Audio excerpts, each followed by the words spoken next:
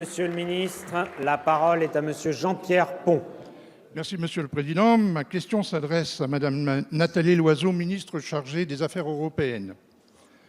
Madame la ministre, le président Donald Trump vient de décider d'une augmentation des droits de douane de 25% sur les importations d'acier aux États-Unis et 10% sur l'aluminium.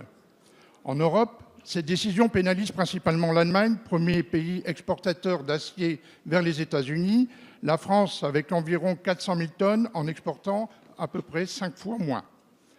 L'Union européenne peut évidemment prendre des mesures de rétorsion commerciale contre les États-Unis, mais l'Allemagne, pour l'instant, temporise avec l'espoir peut-être d'obtenir une exemption de ses droits de douane, comme celle accordée par Donald Trump au Canada et au Mexique.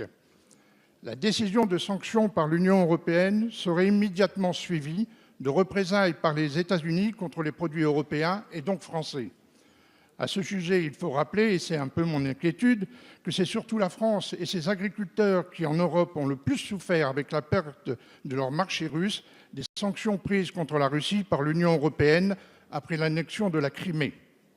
Alors, Madame la Ministre, quelle est la position de la France dans cette crise ?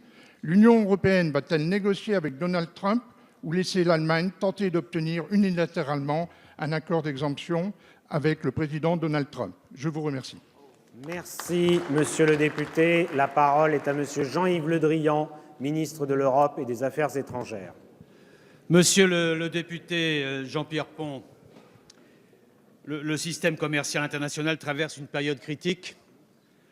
Vous venez de le rappeler après l'annonce par le président Trump de relever les droits de douane sur les importations d'acier et d'aluminium avec une précision potentielle d'exemption éventuelle en premier lieu pour le Canada et le Mexique. Je voudrais vous dire très clairement, monsieur le député, que la France regrette très profondément ces mesures qui sont des mesures unilatérales. D'abord, elles auront un impact négatif sur nos entreprises, que ce soit directement par le relèvement des droits ou indirectement par le choc à la baisse sur le prix mondial de l'acier et de l'aluminium. Et au surplus, le plus surprenant, c'est l'argument de sécurité nationale qui a été avancé par les autorités américaines qui ne nous paraît ni étayé ni crédible. Et cette mesure est d'autant plus regrettable qu'elle pourrait frapper des pays qui respectent les règles du commerce international et ne sont pas responsables des surproductions dans le secteur de l'acier et de l'aluminium. Et le président de la République s'est entretenu spécifiquement avec le président Trump sur ce point. Il lui a fait part de son incompréhension et de sa vive préoccupation. Alors aujourd'hui, il y a deux urgences.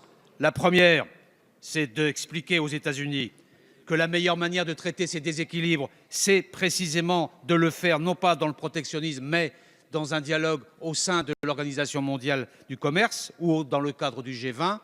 Et la deuxième, c'est face aux mesures américaines, de faire en sorte que la position et l'action de l'Union européenne soient à la fois déterminées, fortes et surtout unies. C'est ce à quoi nous nous employons.